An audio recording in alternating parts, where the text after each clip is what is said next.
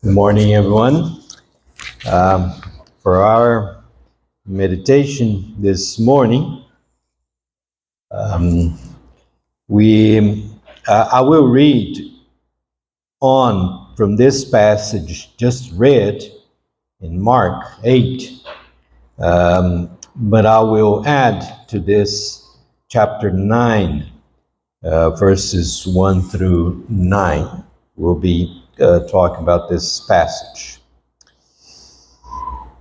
Chapter 9 says, "And he said to them, Truly I tell you, there are some standing here who will not taste death until they see that the kingdom of God has come with power." 6 days later, Jesus took with him Peter and James and John and led them up a high mountain apart by themselves. And he was transfigured before them. And his clothes became dazzling white, such as no one on earth could bleach them. And there appeared to them Elijah with Moses, who were talking with Jesus. Then Peter said to Jesus, "Rabbi, it's good for us to be here. Let us make 3 dwellings, one for you, one for Moses, and one for Elijah." He did not know what to say, for they were terrified. Then a cloud overshadowed them, and from the cloud there came a voice, "This is my son, the beloved. Listen to him." Suddenly, when they looked around, they saw no one with them anymore, but only Jesus.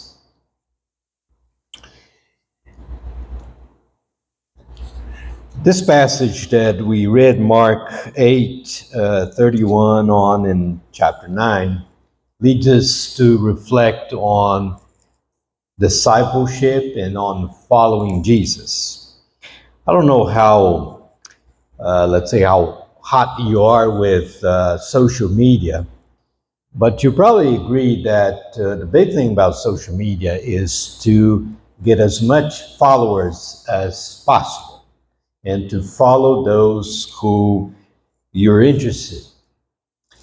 And I'd say probably the main focus is to add as many followers. So of course your profile will be more visible, you will be more popular, and this will lead you also to, especially if your channel or whatever profile is monetized, you probably get more money with it. And a quick look at some of these profiles and video channels and so on, you can quickly see that people are not too concerned about the content. The main focus is add a lot of followers. So if there's some catastrophe, some disaster, they put on the stuff there just for you to click there and go in and get followers. You probably will follow people that you have some sort of interest in. But you don't care about who are following you as long as they follow you and they click on your channel. So in a sense, we live in a time, or especially those who are very interested in social media, live in a time that the main focus is to find as many followers, even if they don't know you or you don't know them. You need followers, and you follow those who you want. Well, in a sense, when we read the Gospels, we also see that there is an issue about following. Who is going to follow Jesus? It is true, many times Jesus was followed by a big crowd. Many times people were following Jesus for some particular reason. Maybe they just were curious people. They want to see the miracles that Jesus performed. Maybe they expected that somehow they would benefit from these miracles. And some followers were actually there to uh, criticize Jesus, to get him in something he would say that was not, um, thank you, that was not correct. So they were following Jesus for different reasons. The passages that we read, it has a lot to do with who is going to follow Jesus and for what reason. Actually, we can look back at chapter 8, verse 26 on, or 22 on. In a different occasion, I've already spoken about this, is the healing of the blind man. And this, in a sense, this passage here, the healing of the blind man, verses 22 to 26, and then Peter's confession, starting in verse 27, is a turning point in the book of Mark, the Gospel of Mark. So it speaks about the healing, and then there's a Peter's confession, and in this confession, Peter acknowledges that Jesus is the Christ, the Messiah. Whoa, seems like they got it. They understood. Then there's this, let's say, Jesus foretelling about his death and resurrection, verses that we read in verse 31 to 33. Jesus, I take sometimes this passage as Jesus thinking, oh, wow, now I think they understood. Because Jesus asks, who are people saying, what are people saying about me? And they say, well, some think it's Elijah, some think it's John the Baptist, and so on. So here it has to do with the identification of Jesus. And then following, there's God calling people to discipleship. And the passage we read in chapter 9, the so-called transfiguration. The time that we are here in our calendar, Christian calendar, we call Lent, which is a time that goes from Ash Wednesday to Easter, and it's usually the time of preparation for the Passion of Jesus. We read these passages of the Gospel that lead us on Jesus' journey to Jerusalem. Jesus is going to Jerusalem. This passage is this turning point where so far Jesus' ministry was mainly in Galilee. Now he is moving towards Jerusalem. It's not just a geographical move. It's also the move from Jesus' public ministry to his passion, his suffering, his crucifixion, and then resurrection. And from now on, Jesus will be speaking more clearly about his mission, about what is going to happen. And the big issue here is who's going to stick to Jesus? Who's going to be following Jesus? Who's going to be with Jesus to the end? Or in a different way, the big thing is who will understand this purpose, this mission. So, big thing is who's Jesus and who's going to stay with Jesus. In a sense, we can say that there's a lot of mixed feelings, or I would even put it in, there's a big roller coaster of emotions here. Sometimes there's excitement, seems like they're understanding. Sometimes there's disappointment, they didn't get it. And this passage is a typical portrait of this. First thing I've noticed here is that there are expectations about Jesus that needed to be maybe corrected. There's a clear distinction between what the people is saying about Jesus and what the disciples think of Jesus and what Jesus is himself. There's a difference between the expectations and the reality. So when Jesus asks the disciples, after the healing of the blind man, Jesus asks the disciples, what are people saying about me? And they say, well, some think it's Elijah, and something is John the Baptist. And then Jesus says, what about you? Who do you say that I am? And I'll say that question indicates at least two things. First, the disciples are expected to have a different understanding from the crowd because they're the disciples, they're followers, they're with Jesus. They probably should have a different understanding about Jesus than what most people are saying about Jesus. In a sense, as we follow Jesus, we probably have a different understanding of Jesus than, for example, your neighbor who does not know much about Jesus. But the second thing that this question indicates, there is a clear contrast between what they think and what you think. And this becomes clear in the next verses. But Jesus is sort of confronting, or at least being direct here in, what do you think? What do you know about Jesus? Who is Jesus? And Peter's answer is quick. He says, you are the Messiah.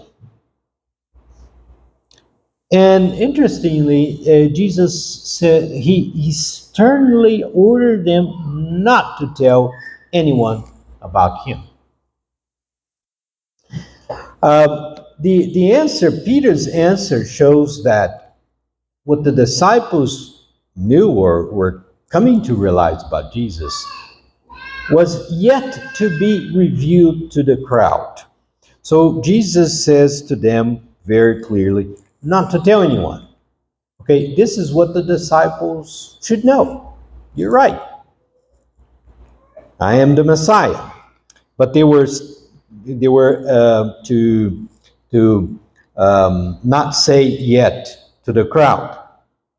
But the next thing that we see, and here is again, the expectation didn't fit really what the facts were to be. Verses 31 through 33, it says Jesus thinks, I'm imagining like this. Jesus said, oh, now I can say, what the Messiah is. Now they got it. Now they know I'm the Messiah. Okay, let's get deeper on this. What's going to happen to the Messiah? He calls Son of Man. He began to teach them that the Son of Man must undergo great suffering and be rejected by the elders, the chief priests, and the scribes. So Jesus is saying about what this Messiah is all about. Well, that didn't sound too good to Peter. Why? Because Peter did not have that understanding of a Messiah. For him, a Messiah was not that. For him, a Messiah was probably a victorious king, one who would free them from the Roman Empire, the one that would restore the king of Judah, of Israel, the one who would establish the Israelite kingdom again. So, for some reason, this didn't get across very well with the disciples, or at least with Peter. So Peter started rebuking Jesus. And he actually took Jesus aside and started rebuking Jesus, as if saying, well, don't think of yourself so lowly like this. Of course, you're not going to be suffering. We're here with you. Of course, we don't have Peter's words here, but we can maybe imagine.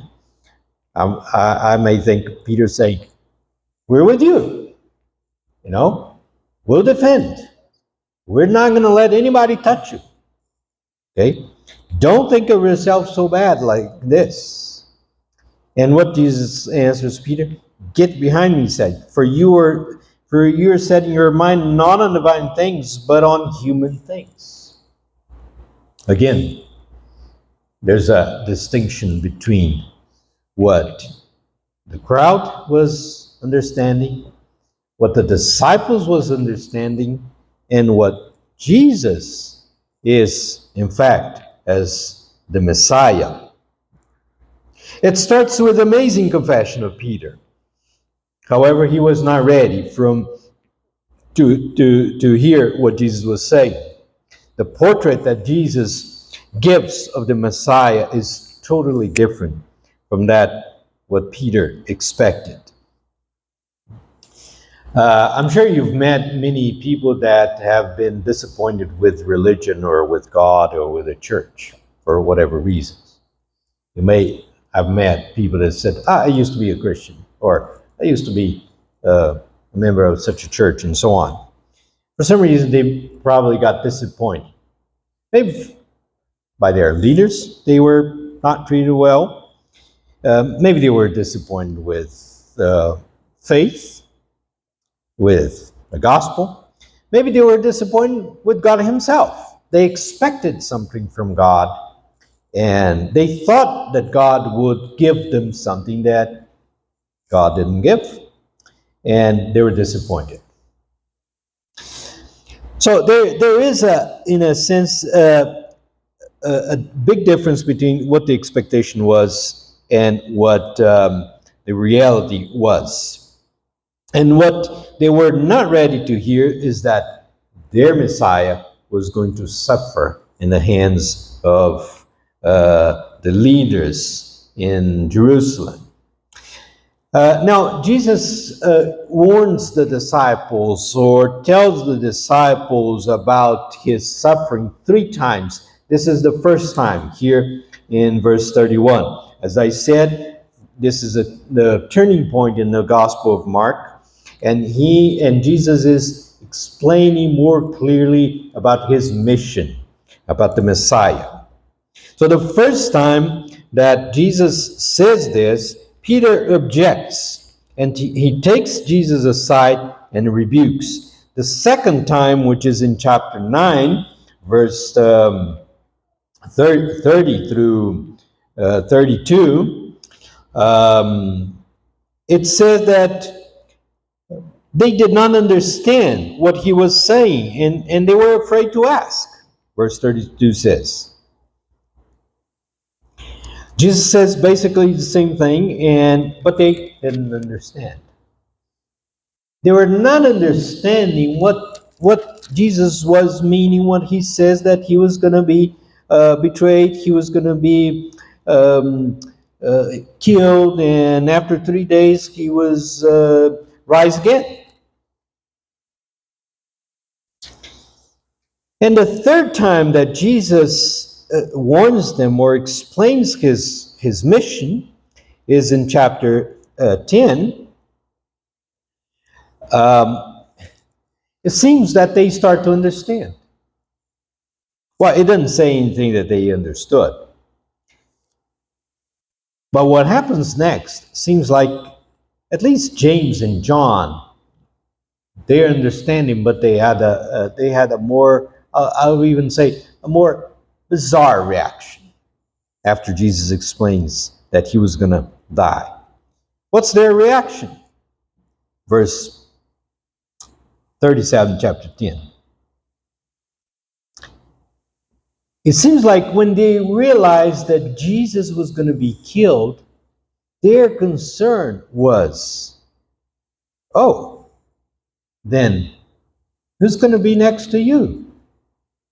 Verse 37 says, Grant us to sit, one at your right hand and one at your left, in your glory.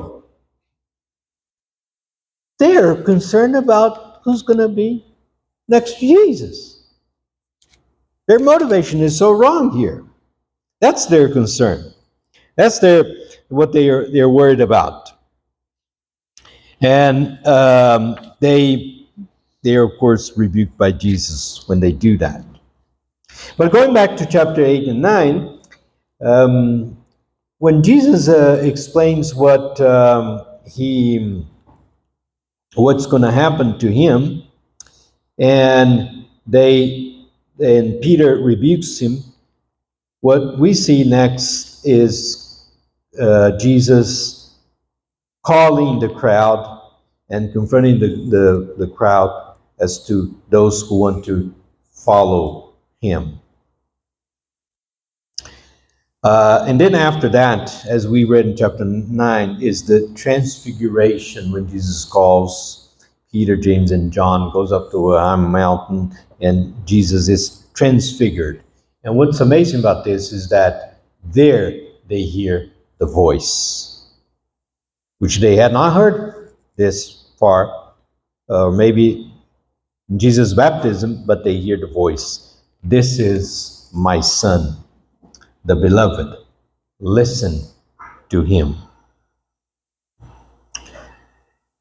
This is the important revelation here in Mark. This is going to be heard again when Jesus is at the cross, and the Roman soldier looks at Jesus, and he says, "This was truly the Son of God." This is the main, let's say, confession that we hear in the Gospel of Mark. But Jesus called the crowd to follow him. Chapter 8, verse 34 says, if any want to become my followers, let them deny themselves and take up their cross and follow me. So before Jesus go up to the mountain with Peter, James, and John, he challenges those who were following him and says that if you want to follow me, you have to deny yourself. You have to carry your cross. And this means to give your life to the gospel. The call to the discipleship in a sense. The call to be followers of Jesus is, in a sense, a radical call. It means to follow the steps of Christ towards the cross. It means to deny oneself and to follow Jesus. Usually it's thought that this is for those who want to dedicate their lives to the ministry, for example, pastors, missionaries, and so on. But note that Jesus is not addressing his disciples, he's addressing the crowd. So this call is not restricted to those who, want to be in the ministry, but it's a call to be a disciple of Jesus, to become a follower of Jesus. To become a follower of Jesus is not just to click and follow, like we do today in the social media. It's to carry our cross, to take our cross and follow Jesus. Like I said, this passage is a turning point in the book of Mark, in the Gospel of Mark, not only because of the narrative, not only because from now on Jesus is moving towards Jerusalem, but it's because from now on Jesus is confronting his followers, his disciples, with the understanding of who he is as the Messiah. And in a sense, calling them to take a stand as far as following Jesus. But following Jesus, not just the Jesus of the healer of those who were sick, or the Jesus that had beautiful words to teach, but the Jesus who is ready to suffer. In a sense, this is our calling still today. Independently on how far you are on your relation to Jesus, it's important that we have a correct view of our call and of who Jesus is. So during this time, as we anticipate the passion of Jesus and the celebration of his resurrection, that we may reflect on our following Jesus, on our call to be Jesus' disciples. Amen.